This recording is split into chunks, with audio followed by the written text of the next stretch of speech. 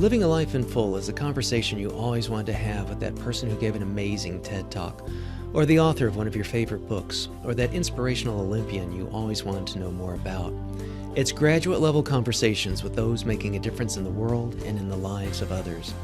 This show brings you new ideas and approaches so that you can live a life in full. I'm your host, Dr. Chris Stout, and I hope you enjoy this episode.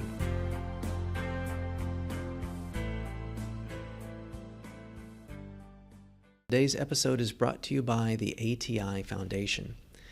ATI Physical Therapy's philanthropic efforts extend their commitment to quality care outside clinic walls by giving back to communities. They touch the lives of thousands of people each year through their ATI Foundation. The ATI Foundation is an independent 501c3 charitable organization that gives help and hope to children with physical impairments. Since 2003, the foundation has raised over $4 million to assist children with physical impairments in our communities.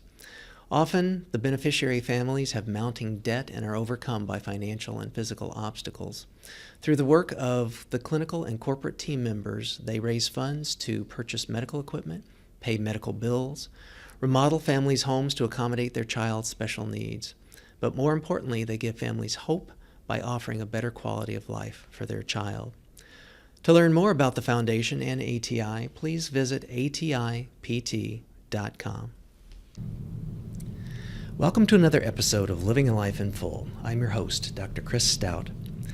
John Coyle is an Olympic medalist, NBC analyst, author, professor of innovation, and a design thinking and innovation expert, and he's our guest on today's episode.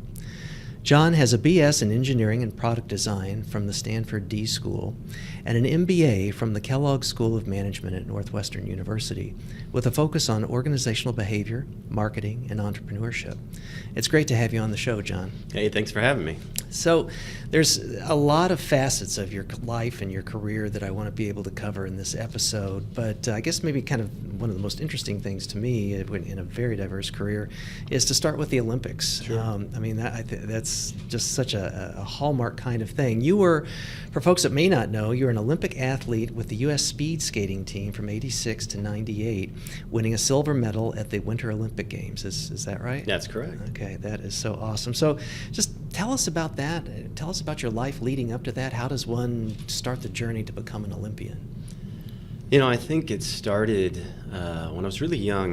My dad bought me a bicycle that I wanted it to look like a motorcycle. And so we took the fenders and all the reflectors off, and I started riding that thing when I was 7 years old for hours a day for no real reason. Uh-huh. I just loved to do it. But what I didn't know at that time was I was really setting the foundation for my future in sports. I just personally found that was where I found my flow, was riding that bike. And the summer of the next year, my dad bought me a 10-speed, and that summer I actually did 13 century rides. Oh, gosh. Which, if you think about the 10,000-hour rule, Yeah. how many kids on the planet did 13 century rides when they're 8? Probably one. Yeah, I think I know him. Yeah. So that was what kind of really got me started, was the cycling. And cycling and speed skating are very much interrelated, as you know. Yeah. I want to get into that as well, too. So you've got the bike. You're doing 13 centuries. I didn't know about that. That's sort of amazing. So geographically set us, where were you?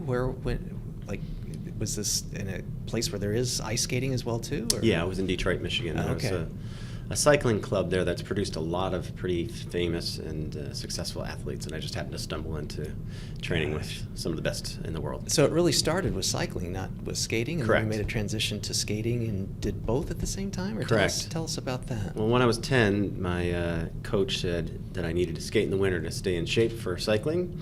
So, and I grew up skating on a lake, so I grew up on a lake, so I knew how to skate, and I was the fastest kid on the lake, so I was pretty sure this was going to go well, my first race. So we lined up on a beautiful sunny morning against 8 or 9 other boys and girls. They shot the gun, and I watched as they all disappeared around the corner in front of me. It was a 3-lap race, and I got lapped. Oh, gosh. So clearly I didn't know what I was doing. Wow. Well, did that then give you the gumption to say, hey, I don't like this place that I'm winding up in, and then you got into training, or what came next? You know, this generation's different than than ours, I would say. Mm-hmm. I remember trying to tell my dad I wasn't going to go back out there, and that did not fly. And suddenly I was back out there and practicing and racing. And by the end of that season, I did end up getting third place at the Michigan State Championship. So wow. I progressed pretty rapidly. Wow, what a wonderful transition. So according to my research, you've competed in short track speed skating, and you've been a 3-time bronze medalist in the World Speed Skating Championships? Correct. Tell us about that. What's that like? What the World Speed Skating Championships? Who were you competing against, and what was that like? What kind of? And I don't even know honestly. Like, what are the distances in those kinds of races? Oh, sure. And if you'd like, I'll give you a little bit of the origin to actually getting good at the sport. Please. So the events are all the same: 500,000 meter, 1,500 meter, 3,000 meter, 5,000 meter. They're almost the same distances as long track. It's just the size of the rink. Okay. So that's the primary difference. But I was continuing to progress in the sport, and I won nationals by the time I was 12, and then I made the national team when I was 13, and then a few years later I got accepted to Stanford, so I had to go. I mean, that's the only answer, right? I got in. Say, yeah. And yes, so and thank you. I'm in California, and it's there's not much ice time, and I don't have a coach, but I kept skating, and I managed to win the U.S. trials my senior year and go to the World Championships where I was 12th place.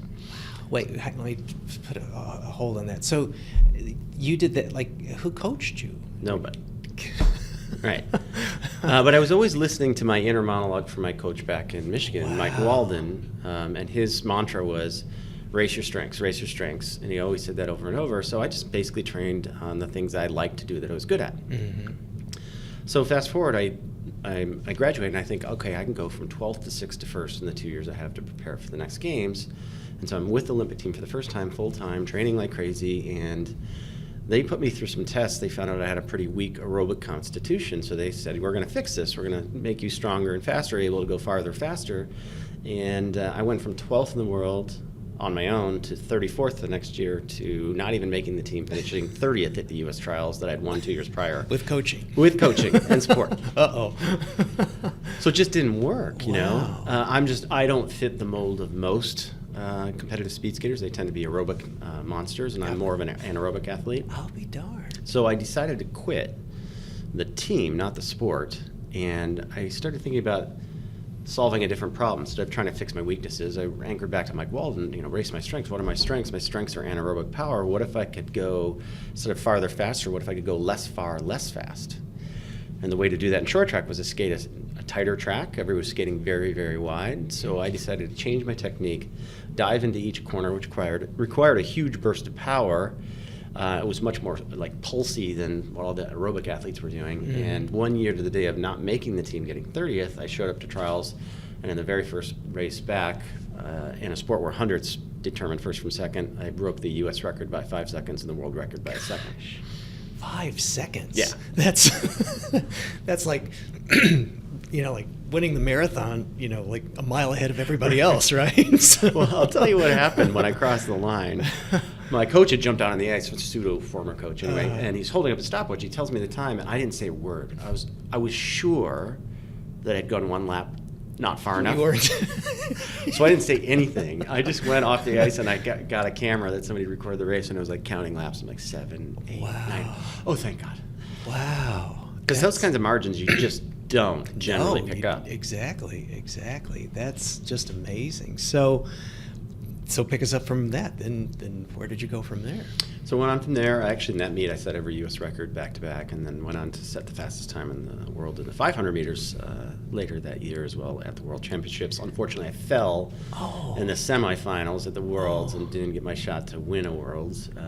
But went on to Olympics and so forth. And so Gosh. So what do you say that, your physiology isn't that of being aerobic, so was it more like the technical aspects of how you skated, or how did you? Yeah, I'm an anaerobic athlete, so I can produce lots of power for short bursts with a short rest.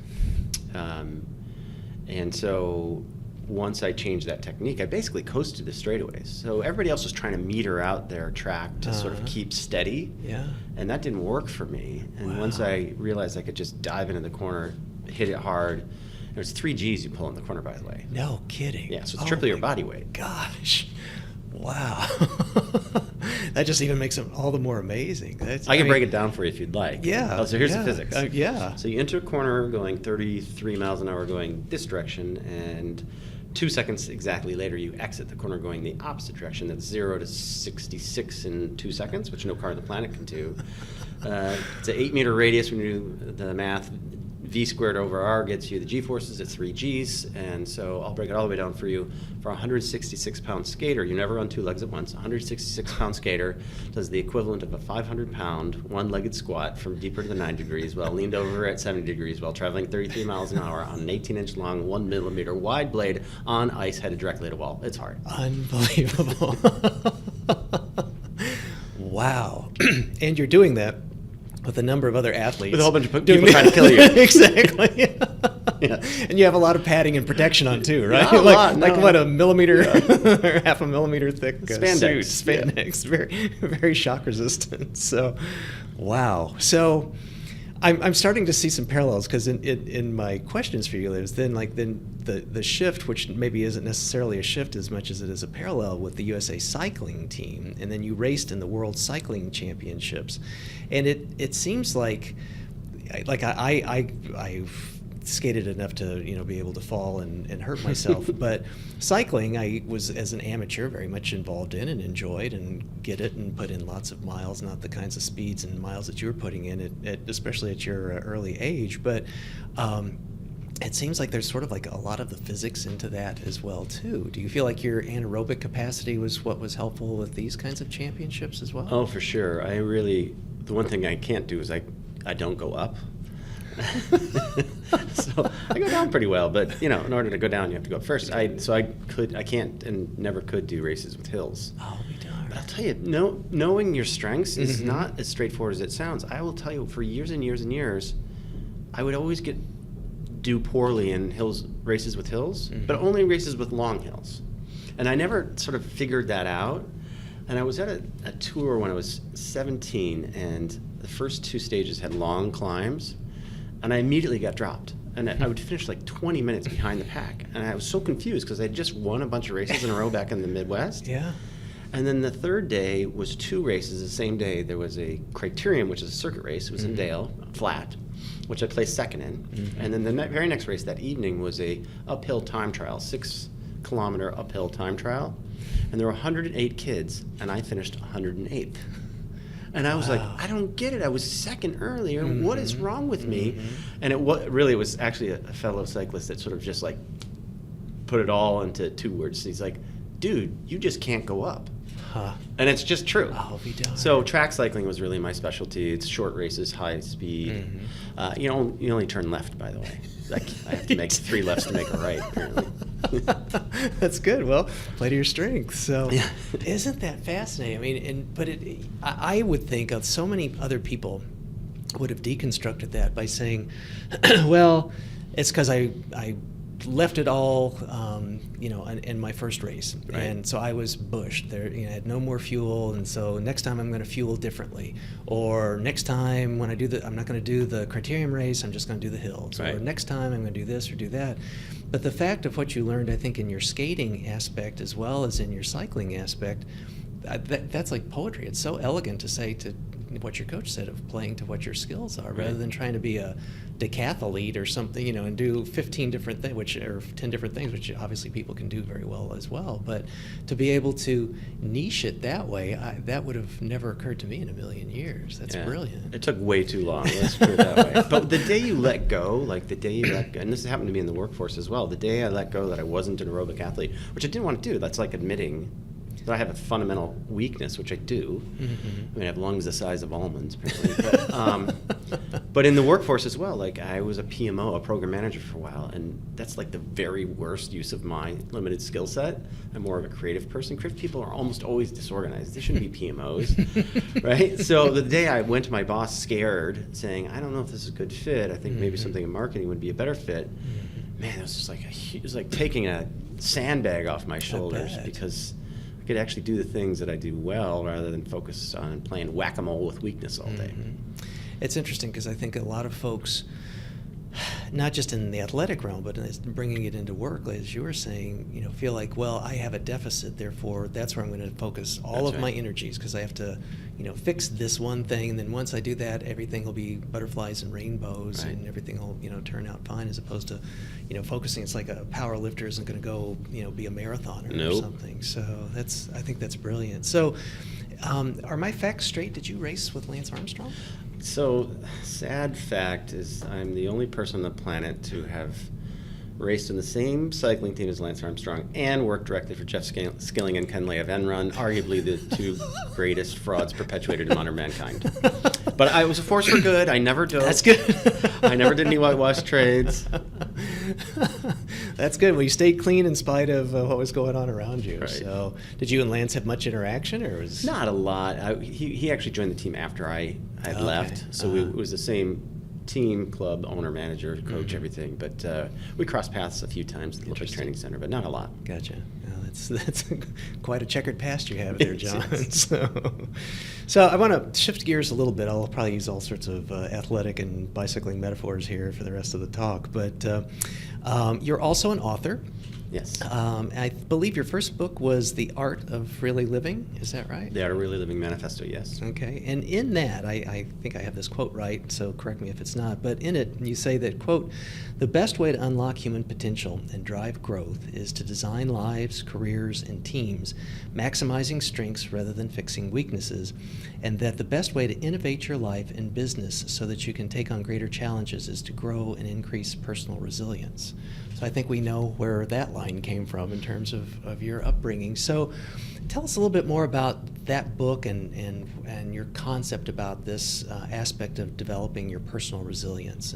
Yeah, sure. And actually that quote is actually from Design for Strength, the second book. So, what I've seen and there's some really good data, but what I've seen over and over is people that spend all day and I've experienced this, trying to fix their weaknesses, they run out of willpower. And there's some studies that suggest that if you spend at least a third of your day in your areas of strengths, you have triple the willpower of others. And willpower is somewhat of a used up resource, right? If you're using it all to try to fix all this stuff. And it's operant conditioning from when we're kids, because kids will quit stuff too quickly, for sure. So they get coached to never quit, never give up, never give in, quitters never prosper, good things come to those who wait. This is all great advice. Right. Until it's not, and I think it's actually potentially bad advice for adults. Or I can't name the person that said this, but if you're over 25 and still trying to fix your weaknesses, that ship has sailed. Or Scott Adams, I like his version, which is persistence is awesome until it's stupid. And I think that That's happens, good. right? That's that happens good. to people. Yeah, and like you said, I mean, even with your upbringing, with your dad and his having you go ahead and do these kinds of things and have the support to be able to do that. But it's tough as a person when you're talking about yourself. It's tough as a parent. It's tough as a partner in a business. It's tough as a partner in a relationship, probably, to be able to kind of differentiate where is that tipping point. How many times do I have to hit my head against the wall to say, hey, maybe I need to be doing something a little bit different. So, and plus we don't want to admit it, right? Well, there's huge shame in that sort of a thing, and I think a lot of times, if you quote unquote, make the team, whatever that is, it may be something athletic, maybe getting into Stanford, maybe following, in the family business or whatever that is. There's lots of carnage on the roadside where that just is not something that works for people, or they do it, but it's really maybe not playing to a level of life satisfaction that I would suspect that you've been able to do for the work that you do and what your life has been like. So I want to shift gears again with being an author, and we'll talk about your teaching as well too, but you career aspects, you're also a CEO and you're the founder of Speaking Design Thinking. And I know from your bio that David Kelly, who's the father of design thinking, was at Stanford Design School, and I'm guessing there's a connection there? There is. Tell us about that. In fact, David, in many ways, is probably responsible for my silver medal. And getting back to sometimes quitting is good. I think quitting is good when you quit for the right reasons. And the right reasons, well, it's easier to say what the wrong reasons are. The wrong reasons to quit is because you didn't try hard enough, you didn't put in the energy, you didn't spend enough time, you weren't focused, you weren't motivated, all of those things. That's quitting for the wrong reasons. But quitting for the right reasons is when you literally put in the right amount of energy, effort, and focus, and you still get nowhere. That's life telling you you've hit a guardrail, and you probably should be doing something different. I experienced this my sophomore year at Stanford. I was trying to be a mechanical engineer. I was taking Math 202, which is something called linear algebra. Still don't know what that is to this day.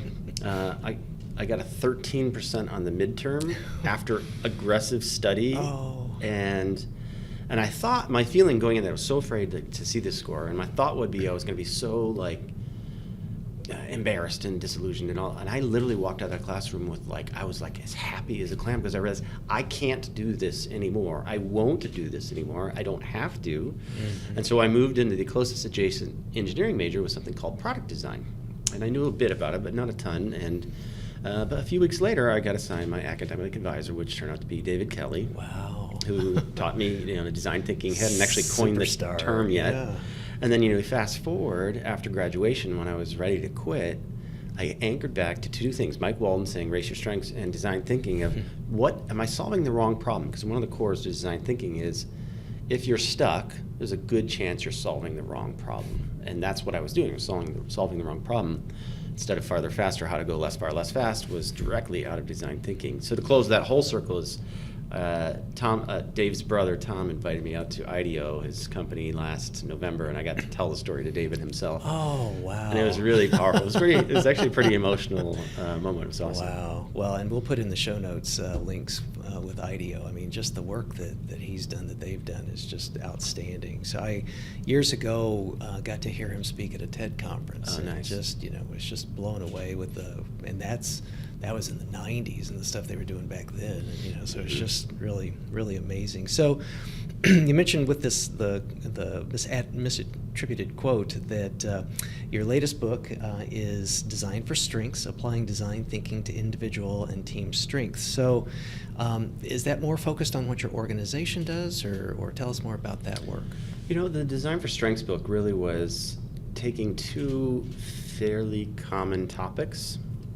Design thinking is becoming more and more of a buzzword. It's creeping, its way from the West Coast, where it's pretty widespread. I mean, most of the big companies you think of, Amazon, Google, Apple, they all use it in-house. They have teams that teach it. They have structure and process around it.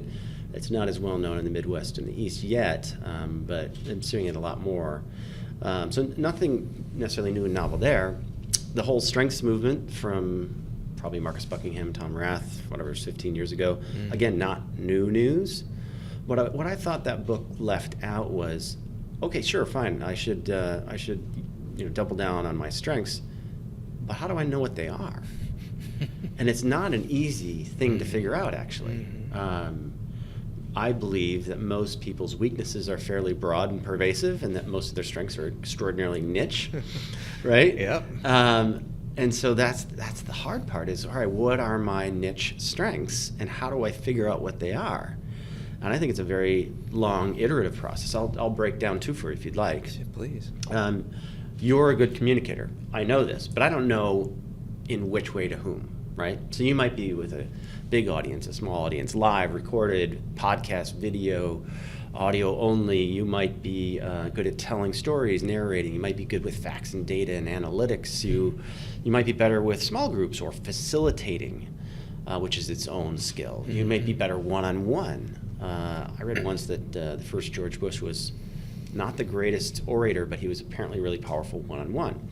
Now, was he a listener, or was he a challenger, or was he a coach? Or there's so many variations to good communicator, and this is where I think the strengths game has fallen down. It hasn't helped us hone into the specificity. So I'll break another one down for you. My dad thought I was fast as a kid. Okay, fast is a strength. Until I wasn't, right? Anything that lasts longer than a minute, I'm pretty much out of it. So I have no endurance, right? So when I was a sprinter, now sprinter's a little bit better, a little tighter phrase, but I'm not that great a runner. I'm not that great at soccer and things like that, even those have sprint aspects to them. So I'll break it all the way down for you. This is my only strength as an athlete. I am fast as a sprinter in events requiring huge bursts of power against resistance for short intervals with a short break, all while balancing, traveling at high speeds, turning only left with a group of people trying to kill me. It's the only thing in the world I'm good at. Describes two sports. I was going to say, fortunately, there's two very popular sports that applies to. Short track speed skating and cycling. Wow. Actually, I have a third sport. Yeah. I tested it out last summer. It was a hypothesis. But I figured that running with the Bulls in Pamplona, which has a left turn at the top, would be similar because it's a whole bunch of people traveling at high speed, balancing, trying to kill you. Yeah. And I'll tell you, I mean, I felt completely at home. I was never afraid. I knew exactly what was going to happen. And no puncture wounds. No puncture made wounds. it. All right, good. Yeah, I'd been curious about the left turns with that. So, wow. So in the application of these kinds of things, then in your work with your organization, you do consultation with other organizations to learn how their employees can identify these and exploit these? Yeah, most commonly I do keynote talks around some of my various topics. And the other thing I do is what I call innovation development workshops. And I'll sort of frame it the way I always frame it when I speak to them. Almost every company says that innovation is essential, right? The poll last year, 94% of CEOs said so. I kind of wonder about the other 6, but and then the other question I ask them is, do you have a leadership development program, which most large companies do? And then my next question is, okay, so how are you teaching your leaders of the future to innovate or lead innovatively?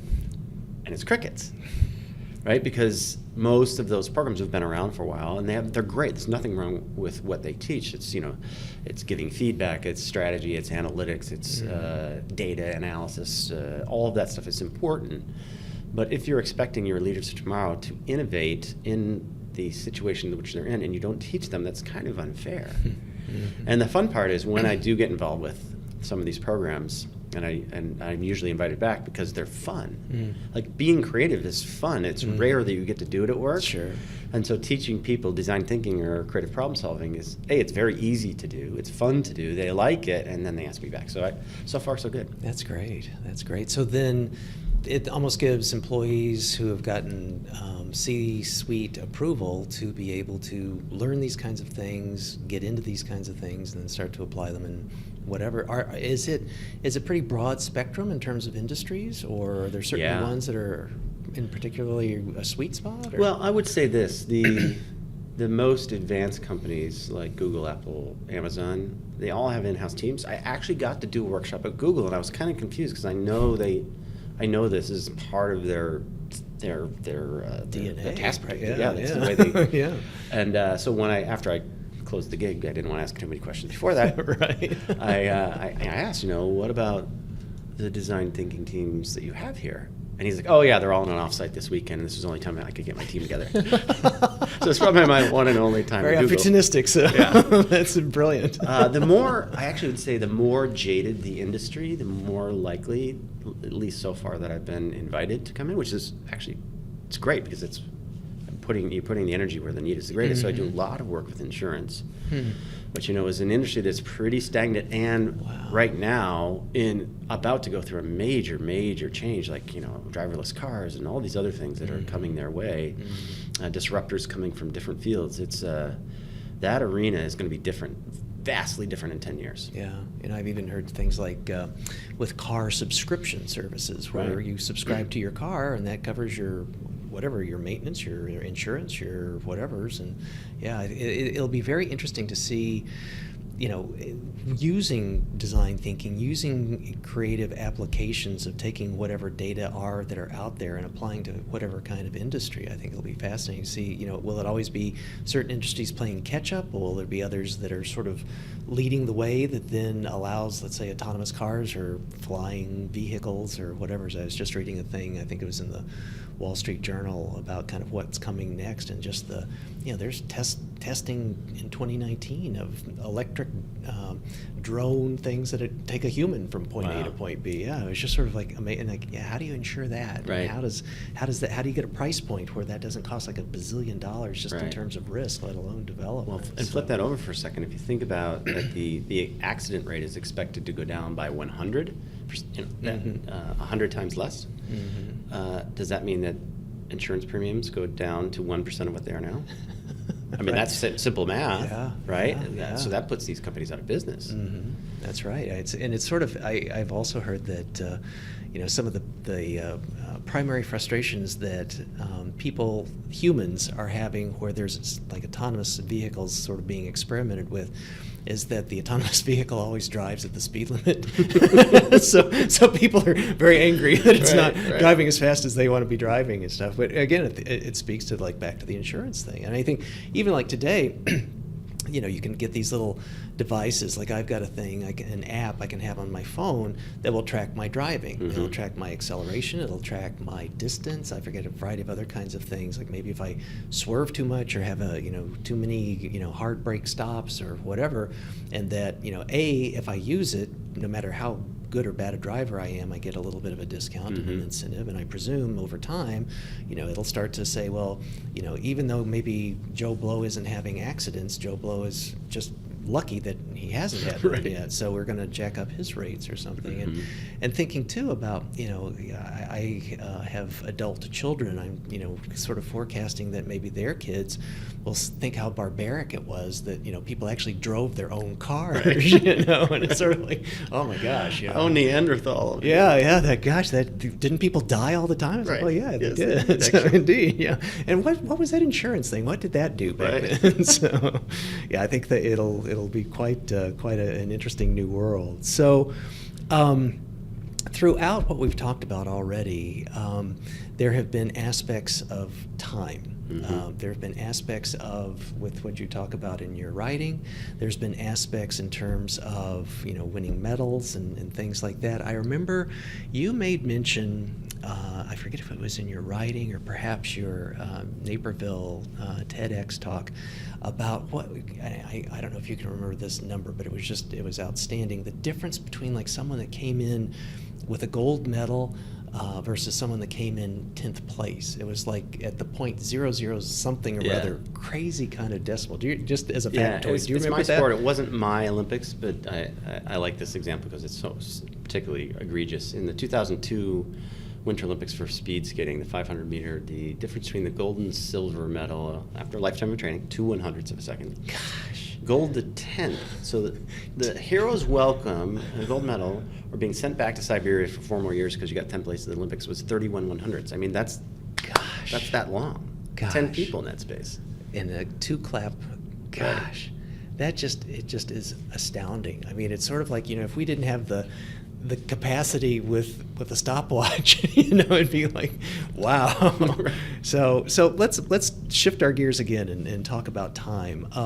A while back, I wrote a piece in LinkedIn called "Ask Yourself How Long Have I Got?" and it really sort of hit a nerve with a lot of people and had some good comments and some good dialogue back and forth. And related to what I was just mentioning about your TED Talk, in that talk, you talked a lot about the misperception of time as being linear. And is that a term that's like, does that somehow relate to chronoception? Is that something that you've coined, or can you tell us more about that concept? Sure, yeah. So chronoception is a technical term for time perception, so how you perceive time. And time is the most common word in the English language.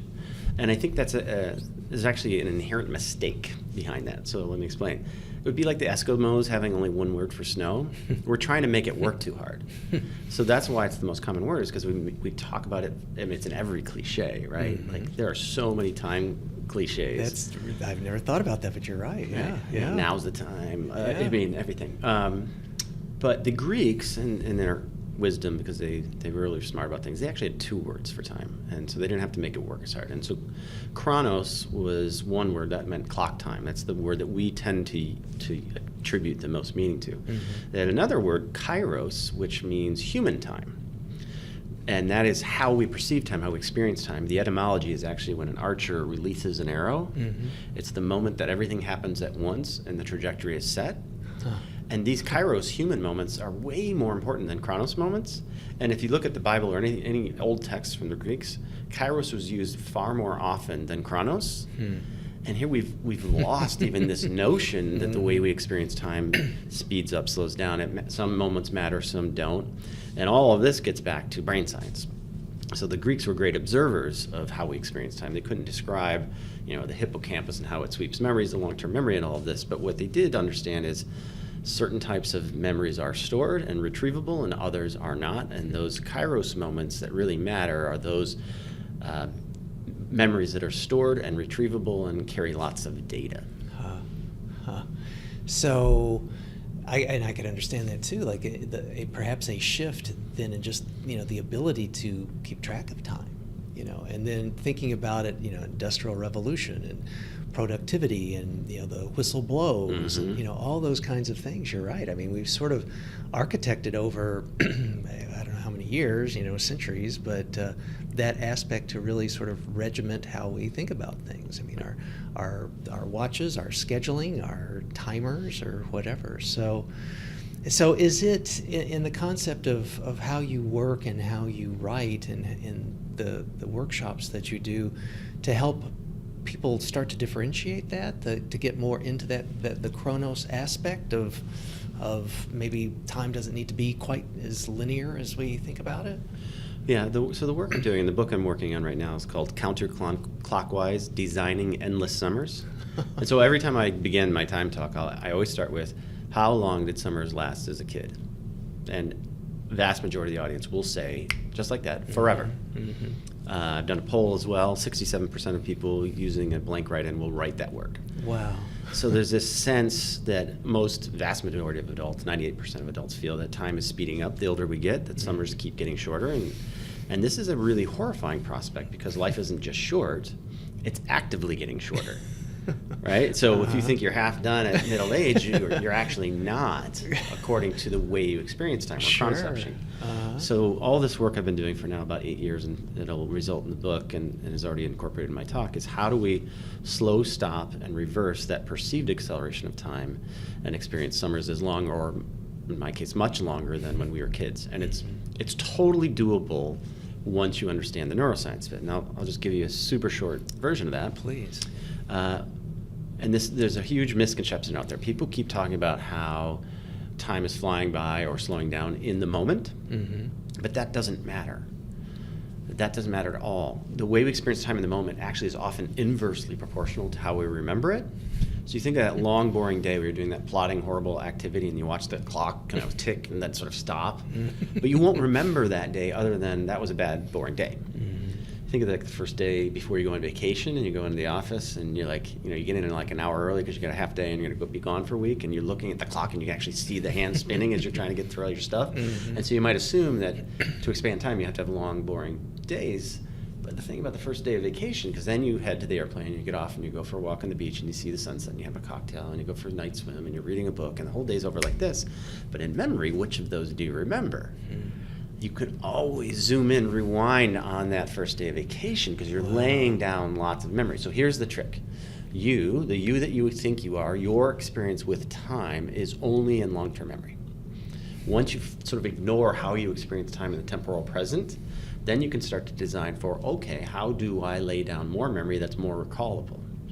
And there are ways to do that. And there's a couple of key principles I can share if you'd like, but Please. Once you can do that, then you can actually slow time way down in terms of the way you experience it in your temporal past, the way you think about how long this summer was, how long this year was, how long this decade was. And I'm about 18 years into this year. That's fantastic.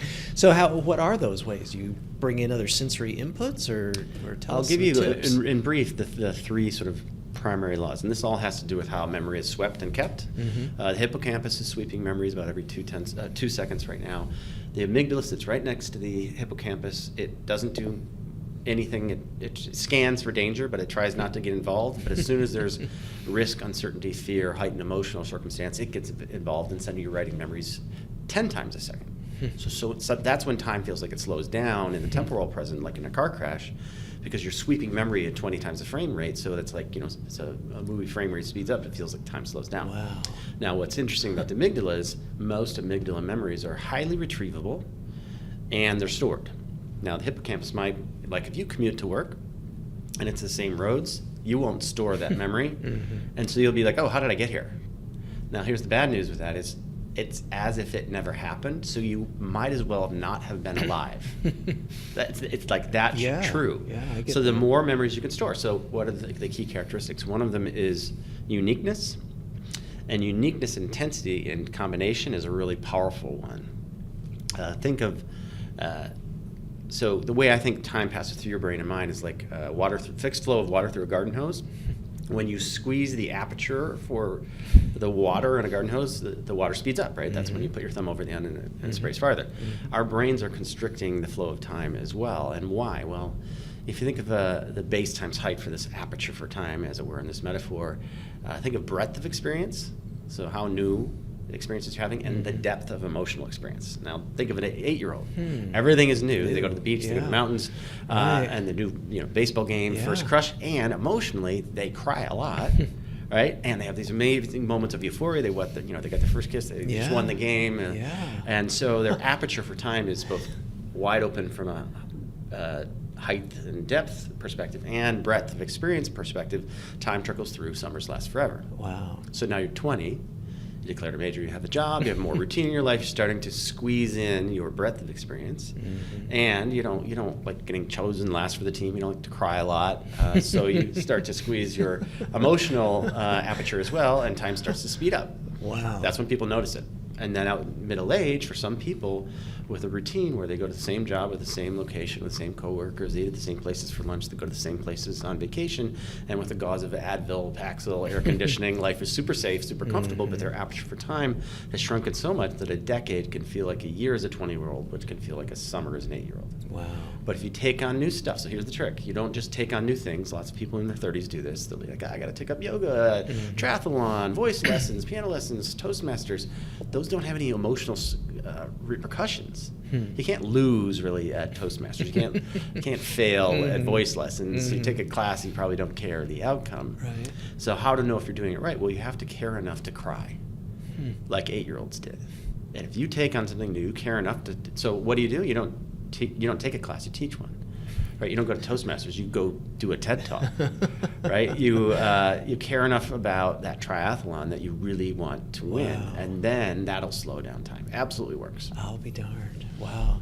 Well, does that have overlay with mindfulness and meditation kinds of things, or are those separate tracks? They are somewhat separate. I will say this: part of the ability to recall memories, part of the ability for the hippocampus to sweep stuff that your long-term memory stays in tune with is being present. Like if you're off into future land and you're experiencing some in the present that could potentially be important, think about it. If it's your young kid telling you about a problem at school, but you're really anchored to something that's going on at work or your business, whatever, then you're missing that. You're not going to write that memory, and you're going to miss that opportunity to have that. So right now, which is very popular in the media for, I don't know, the last 18 months at least, and probably for the next 18 at least, has been people's focus on their devices. So I could imagine that your dimensions of your awareness and your aperture and your amygdala are all kind of, in a thimble at that point, right? Because you're certainly not present based per se, and you're almost kind of doing a digital Advil of numbing yourself or whatever by just or even something negative by looking at curated wonderful lives of all your high school classmates or something. So I guess part of that too is having like you said, if you're giving a TED Talk, you're not sitting there playing on your phone. That's if you're, doing any of those kinds of things that are, I guess, maybe a fundamental component is that you've identified that it's important to you, and that all of those things then also require concomitant commitment to them. You don't just get up and walk on stage and do a TED Talk or go do a triathlon with no training or whatever. So that's fascinating. How about, do you think about it in the context too, or have you thought about it like with relationships, with parenting, with significant others and things like that? Because those obviously are critical moments, and and things that get committed to memory but aren't necessarily, they can be loving or they can be traumatic, but or both. But are there ways to make it feel like that the time that you have with a loved one can be slow down and committed? For sure, and this is again where there's a lot of misconceptions around quality time or quantity time. That's exactly, and the reality is that each of us has in our lives a series of moments. I would say that memory is made of moments, not hours, months, weeks, or years. And if your time that matters with your loved ones are these moments, then you need to create more of them. So watching TV, it's not going to leave any kind of lasting memory. Being on a device is not going to leave any kind of lasting memory. Doing things in real time with, and this is the hard part, with a risk element. This is the hard part, and it's the unfortunate reality is we remember things, good or bad, when there's a risk component, because that's when the amygdala gets involved, and it leaves a memory that we'll always be able to find. So how do you design moments that have some element of risk and reward to make it worth it? Those are the things that kids and loved ones will remember. And risk doesn't necessarily mean that you're slacklining over the Grand Canyon or something, right? I mean, sometimes risk is being vulnerable. Yeah, that's right? The time you finally had the conversation about how much you cared, right? That's a beautiful way to put it, because I think sometimes risk comes with these loaded things. You think about, okay, it's going to be I'm going to have PTSD because this risky thing or whatever. But there's also, maybe this is what you're talking about can be one of the components to, there's also what's been bandied around as post-traumatic growth. Yes. Where you do survive whatever trauma it was, major, minor, however it is a person experiences it. And I think that's fundamental to a person's own experience of it, not an external person making a judgment. But to have that aspect, because it really does ingrain itself. I grew up as a clinical psychologist, and I can tell you there's lots of times where stuff that had happened decades before was just right there in the room as if it had just happened. That's really, and from the neurological neuroscience aspect of it, that makes perfect sense. I never really thought about that in the conceptualization of time, but that's really fascinating. Wow. Think about it. If the amygdala is involved, and if it writes a memory that's negative, traumatic, it's going to be recalled, and it will never not be recalled, almost for sure. Yeah. And so, but this is where there's a sort of a unique trick that there's a bunch of different psychological mechanisms to try to replicate it in different ways, but they all achieve the same thing. So here's the really interesting thing that I learned from Moran Cerf. He's a neuroscientist here in Chicago. He teaches leadership at Kellogg, amongst other things. He's become a good friend, but he helped me see this. One thing that I knew about memory that your listeners may or may not know, but is that when you recall a memory, you don't actually pull up a postcard, right? You actually assemble bits and pieces of data, and if you look at an MRI scan, it is identical to imagining something that never happened before. Wow. So your brain is doing the same function. It's pulling in bits and pieces of data. In this case, they replicate something that did happen, but it wouldn't look any different than they say, all right, imagine yourself jumping off the top of this roof right now with a hang glider. You've probably never done that, but you can easily imagine it, right? So that function is the same. Now here's where it gets really interesting. So Moran told me just a few weeks ago, when you put that memory away you just recalled, you change it. Every time you pull it up, you've touched it, and when you put it away changed. Now here's where it gets to PTSD or post-traumatic growth. How did you put it away, better or worse? If you put it away worse, I'm even worse off, I'm a terrible person, this has ruined my life. That's post-traumatic disorder. But if you say, I did learn from that though, and I'm a better person because of it. Now, it's not going to happen in one repetition. Sure. But this is the funny part for me. Moran was like, and so, by the way, if you want to know the true story in any crisis, you got to ask the coma victim. I'm like, what do you mean? He's like, well, think about it. Every other person has told that story. By the time you get to them, they've told what happened 20 times, and they've actually changed the story. It's a little bit like they get the phone call. Right, right? Phone tree, yeah. So if you get the coma victim right when they wake up, you get the clearest impression of what actually happened before they go and change that memory, which they will do. In spite of the trauma that their brain is suffering. That's right. So isn't that fantastic? Wow. That makes good sense to me. I mean, again, thinking back, psychologically about how sometimes it's almost like the reliving it.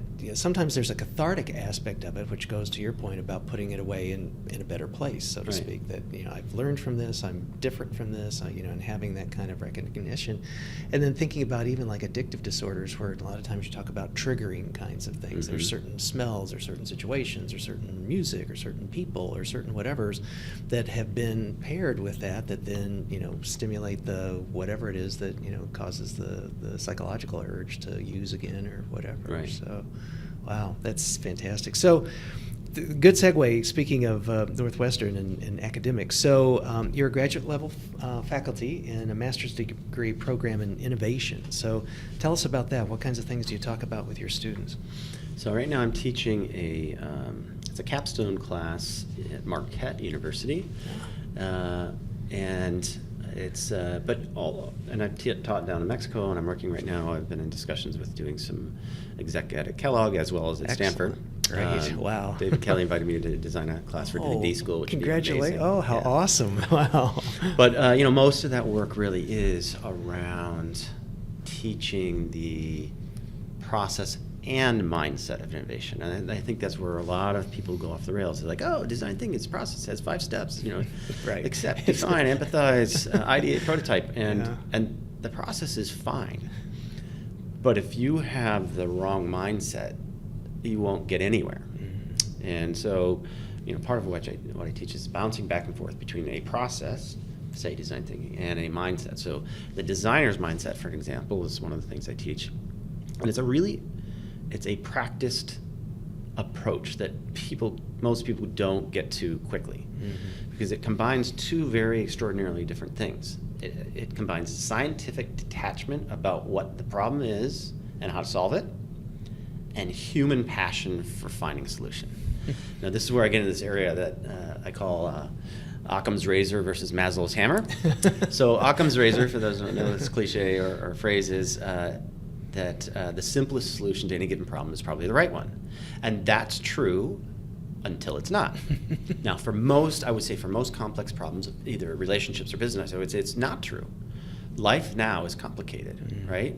And so assuming that the simplest solution is the right answer is actually usually wrong, I would say, in life. And then Maslow's hammer is, if all you have is a hammer, then everything looks like a nail. So here's how most people frame up the challenge. They got a complicated situation. They go, well, the most obvious answer is this. We're going to raise taxes. We're going to reduce taxes. We're going to, like anything complicated, right? And then they go at it with all their human passion to solve it, and they're wailing away with this hammer. And then they put a solution in place that either doesn't work, or it actually leads to even worse consequences because they didn't think of all the unintended consequences. Right. And they never looked at a big picture. So design thinking and design thinkers will say, what is the entire arena of possibility in terms of solving this? Have we defined it right? Do we really understand it from the shoes of the person we're solving for? And then, with all their human passion, once they've angled it on something, they start to test prototype. But then they back up and say, wait a minute. So this ability to dive in with human passion, because it's the only way we solve anything, but to back up on occasion and have the detachment like a scientist would, that's the dance that design thinkers require. Wow. It sort of reminds me of, like, just because you might have a plane and a piece of wood and a piece of sandpaper, that doesn't make you a craftsman. Right. That you really, you can have these tools, you can have your 5 steps, you can have your whatevers, but then to be able to bring those things together, to be able to then make whatever it is that needs to be made is poetic. That's great. So, this is probably somewhat related to your academics and your teaching. I know that you curate some pretty amazing events and retreats, and I think you're just kind of off one from September from Utah. Tell us about that. So it was our first time expansion summit. And, I talk a lot about time, but I don't, usually when I give keynotes, for example, people are sort of voluntold to be there, and they're marched into the Marriott, and they sit in politely in their seats, and they go out to the buffet with the heated Sterno canisters in the hallway, and so I don't control the experience at all. Right. And the Kairos Chronos time concept is it's a belief, right? It's been operant conditioned into you since you were a kid that the clock time is what matters, and we don't have any, for most people, a native capacity to have language for and design our lives through the way time actually works. Now, what I'll often hear afterwards when I give the time talk is, oh, I knew this, I just didn't know how to describe it. So people intuitively understand that the clock isn't the ruler of all things, that time speeds up, slows down, it's not linear. But what we wanted to do was control the experience to actually deliver exactly what we're saying is true, that we already know. And so without giving too much away, I will say that we managed to get 50 people to give up a 3-day weekend to go to Utah for an agendaless meeting. Because we couldn't, part of the way to get the amygdala involved. Kind of a paradox there, right? Is, at 3 o'clock we'll be doing. So there was no agenda, no timeline. Oh, I love it. Because what we wanted to be able to do was to create surprise, delight, some risk and uncertainty as well. So if we'd given the detailed Chronos agenda, that's exactly contrary to the Kairos moments we're trying to create. So we designed the experience from start to get-go, the 45 hours we had together, to be full of surprise, uncertainty, joy, risk, beauty, physical intensity, emotional intensity, That's all these things that fantastic. lay down the kind of memories that will be permanent, recallable, and we did it. It was a hypothesis. Yeah, a little experiment. So I'll tell you just my favorite piece of feedback, and I got this from 7 or 8 people, and it was always adjacent to their main feedback. The main feedback was, it was really powerful and life-changing, and I learned a lot about how time works. And I'm gonna create these event horizon moments for my kids. I'll give you one example before we close about the kind of moments that really are life-expanding. But then they'd say, oh, and then I was so, as you told me, as you warned me, I was so exhausted when we got home, and I was unpacking, and then I was like, oh shoot, I better go get the mail because I bet the mailbox bursting. And then, I better clear out the fridge because it's probably the produce is all destroyed. And then they go to their mailbox, there's no mail. They go to their fridge, the vegetables are pristine. Like, oh, it's only been 2 days. So they had intuitively convinced themselves they had gone for 3 weeks. That's and they went through crazy. all the motions that they would do. Because they would expect. Right. Wow, So we were able to do it. We were able to manipulate fantastic. cognitive time to expand it in a very meaningful way. Good It for was you. really awesome. I think it's brilliant that because, like you said, if you get invited by a company to come do it, there's a tacit expectation. Okay, well, it's this time and this date, and you better be there, sort of a thing. And people, some Yahoo, it's a field trip, and other people begrudgingly, I got too many other things to do.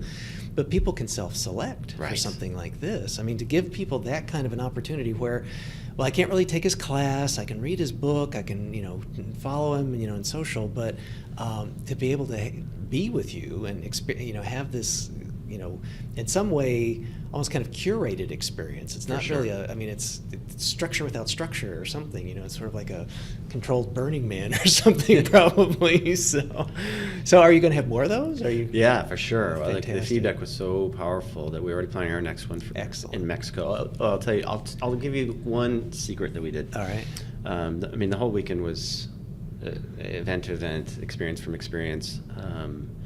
But to just get people out of the norm, we did registration, we let the host do all that. So it was just straight up normal. Nice.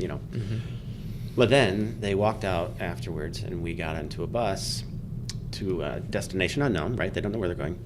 We blacked out all the windows in the bus. We put a curtain in front, and we sent them on their way. And ransom notes. So they don't know where they're going. They don't know how long it's going to be to get there. Just as they were about to drive off, I'm like, it's 17 hours to Tijuana. There's no bathroom. See you there.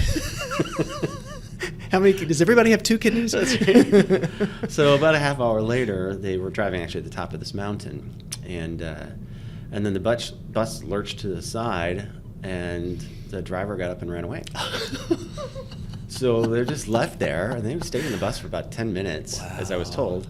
And then they got out, and they're like milling around, and they're like, what the hell is happening? Yeah. But he did warn us this was going to be different. This is a risk. So then they see like a trail of broken watches down a trail. So they headed on their way to the first of many surprising events. Wow. Oh, that's so brilliant. Such creativity, which, does not surprise me whatsoever. So, Well, John, this has just been a great time together.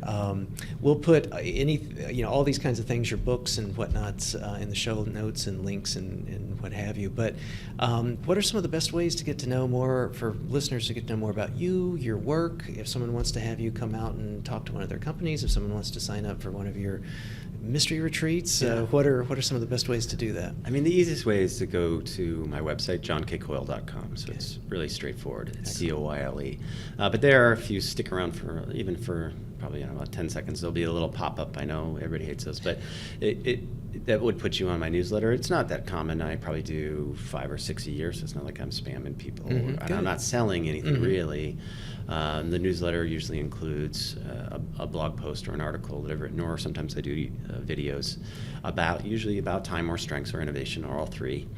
And then you have access to know when we're going to do our next retreat, which will probably be in March in somewhere in Mexico. Excellent. Okay, so people will do that. And then if someone wants to have you come out to their company, or someone's interested, they'd go to the same website? You go to the website. You can just email me at john@johnkcoyle.com. But there's a place on the website where all my speeches are on there, my TEDx's, a couple TEDx's, all my materials are there. Great. And I love working with companies to either do keynotes or workshops on innovation. Books on Amazon? Book is on Amazon, Barnes & Noble, yeah. Good. When's your new one coming out?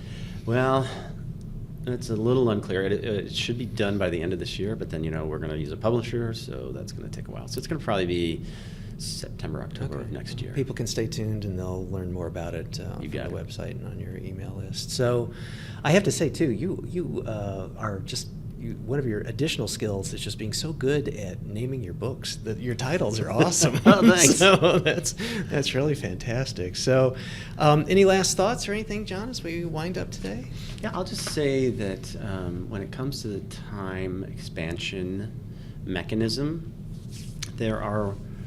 we talked about uniqueness and emotional intensity, and those are two of, I think there's 5 key ingredients that if you stack all 5, you can get some of those moments that are worth a lifetime kind of moments. Mm-hmm.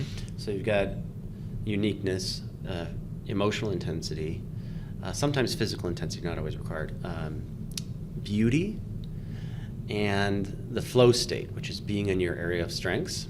So when you can both trigger the amygdala through some intensity and be doing your very best, whatever it is, and sometimes, by the way, I think strengths are strengths for people. So being with a loved one is the strength. That's that, and you can get the flow state with people you care about much more easily than some acquaintance. Sure. When you stack all 5 of those, you're going to lay down so much memory that when you unpack it, you can lay down the equivalent of a year in a moment. Wow. And if you can design those moments and gift them to others, that's the thing that's amazing, is when you can gift those moments to others. That's brilliant. Well, it really brings together, I think, your background of those kinds of perception around Chronos, about design, about then making it tangible and not just some woo-woo kind of thing is amazing. It's fantastic. Well, John, thanks, man. I really appreciate you taking the time for being on the show. It's great fun. We'll get all these details. If folks are listening in a place where they can't really write things down, we'll get them in the show notes. And I really do encourage people to sign up to John's email list and check out his videos. The TED Talk in particular, I thought was just fantastic how you did things. So thanks for being on the show, and it's great to get to know you better, John. All right, we'll do it again. All right, awesome.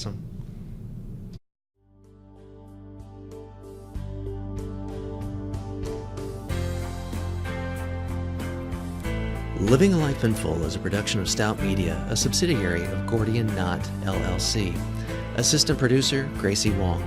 Music, Dan O'Brien. Executive producer and host, Dr. Chris Stout.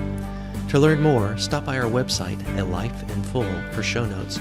And please recommend us to your friends and subscribe on your favorite platform.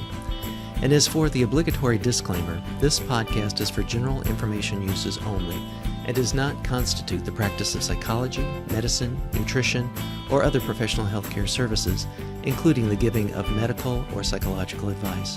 No doctor-patient relationship is formed. Lastly, and perhaps most importantly, I take conflicts of interest seriously. For all of my disclosures as well as show notes, please see livingalifeinfull.org/podcast and my LinkedIn profile. Thanks, and until next time.